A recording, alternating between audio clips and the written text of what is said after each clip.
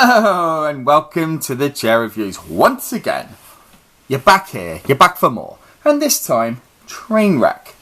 Trainwreck, not a film, not the film you've been waiting for about the awful year 2000 Hatfield crash.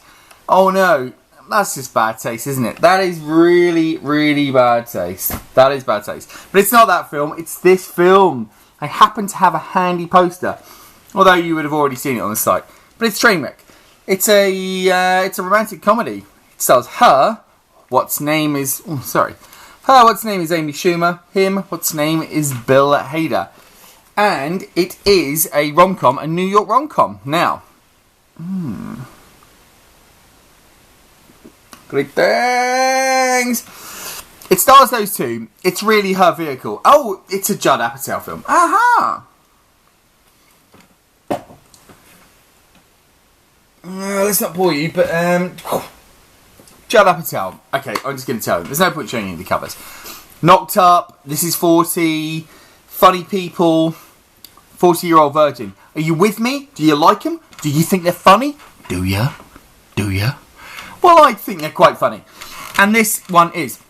Now, a Judd Apatow film is not really not an outright comedy. It's not it's not like it's not like Airplane. It's not like Airplane. Or the new Vacation film, which is apparently going down really, really well. It's not outright comedy like that. These are more like... it's observational stuff. It's like Jasper Carrot making a film. Like a Brummy... Like a American version of a Brummy... Have you ever seen a big melon like...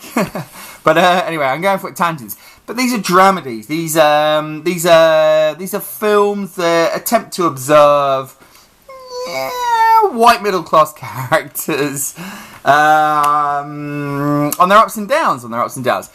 This one's no different, and why should we expect anything different? He's a middle class white character. And I will say now, before I forget, that at some point, spoiler, she gets together with Bill Hader, Amy Schumer, and she does describe them as the whitest couple in America, which I think is a neat touch, which kind of deflects from some of the fact that they are just white middle class Americans in very good jobs, and the problems that they have. But anyway, I should start at the beginning more. It's her vehicle, as I said, and she's kind of an arse. Basically, from her dad. Her dad is a complete arse. He has MS, which incidentally her real dad has. Yeah, it's semi-autobiographical. I hope she's nicer than this. She should be, because the film allows her to be quite nasty to her sister, the beautiful, brilliant Brie Larson, her younger sister, who's kind of doing the married kid thing.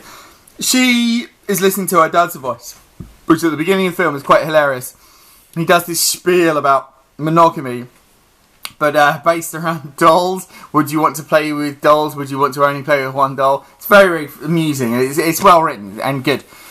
And she's kind of taken that on board, and she's a bit of a cow, really. She doesn't want to be with people. At the beginning of the film, she's fucking. She's fucking a lot of chaps.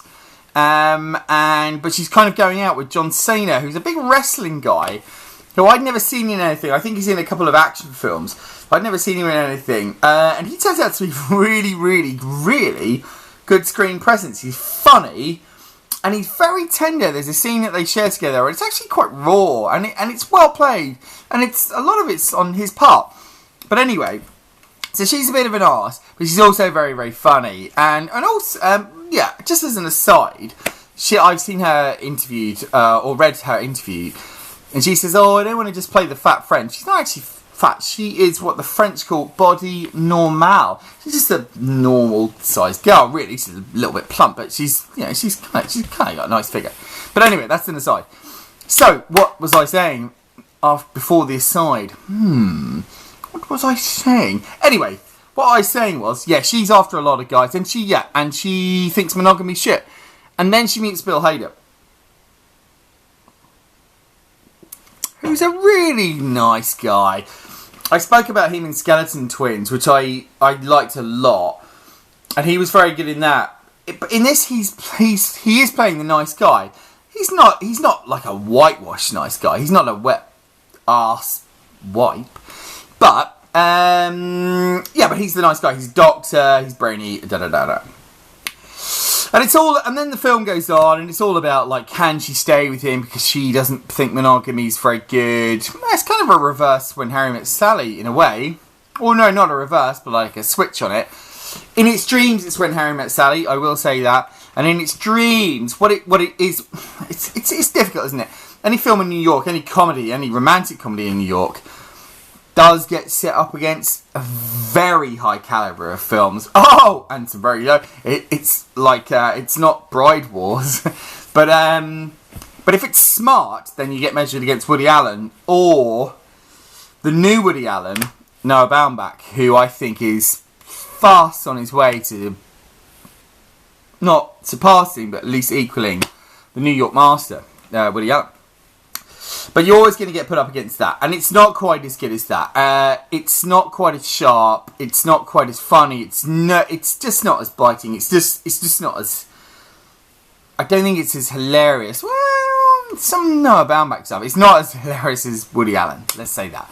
But what's similar about it is that the characters are very flawed. They're kind of realistic. Not their jobs that they do, perhaps. But the way that they act is not always in a good way. She treads the line between, like, frankly unlikable a lot of the time. But she's very funny. Her facial expressions. She's not quite the comedian Melissa McCarthy is or was in Spy. But she's got very good reaction shots. Very, very good reaction shots. And she is funny. But the characters aren't always that likeable. And I think that's a good thing. The dad, particularly, is an absolute arse. But the thing with the characters not being likeable, they're all very, very good in this. They like, everyone that comes on screen is pretty impressive. LeBron James is in it. Now, LeBron James is a basketball player. Sorry, I'm just a little bit thirsty. LeBron James is a very, very famous basketball player. The basketball player, as he says in the film. And I don't know who he is. I know he's got hands the size of, well, me, essentially. A whole hand.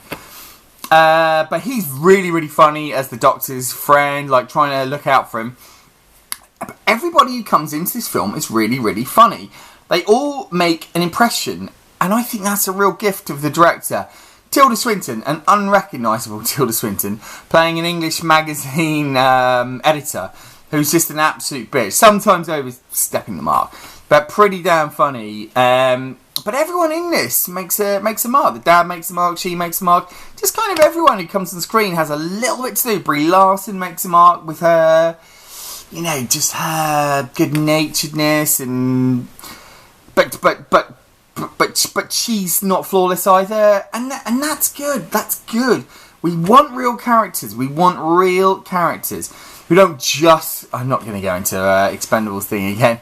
But we want real characters who love and hate and, just do this way or the other. Don't like people. And it's good. But most of all, I must say, I've been going on about that sort of stuff. Most of all, it's very, very funny. She's funny. The situations are funny. It's funny all the way through. The people are likeable. But not always. I just said that they weren't. But they are kind of likeable. You like them because they're flawed. There you go. You can. This is the paradox. But and also the other thing was, oh yeah, okay. So it's slightly cliched. The not the depth of the characters, but the roundness of the characters masks. Or berries, or lightly berries, the fact that this is actually quite a cliched rom-com. It does a lot of the things that you expect a rom-com to do, really. But, I think well enough played that I didn't worry about it. I just said, there you go. And it reminded me, afterwards I thought of the fact that I'd seen that Lake Bell Simon Pegg film, and how that did have kind of strange characters, but was so wide of the mark in terms of warmth. And I just thought, well, maybe I'm just a sucker and I just do want it to be warm, I just do want that. But there are certain elements that are warm. You know, not everything goes the way you're going to think it's going to go. But it is slightly cliche. That's all I'll say. But it's funny. It's good. I'm going to give it 2 thrones. 2 thrones. Not a big 2 thrones, but just a definite hearty 2 thrones. Oh, yes. Hearty 2 thrones. Go and see Trainwreck. I would recommend it. I'd recommend it. Don't crash in a train on the way there. That would be beyond irony.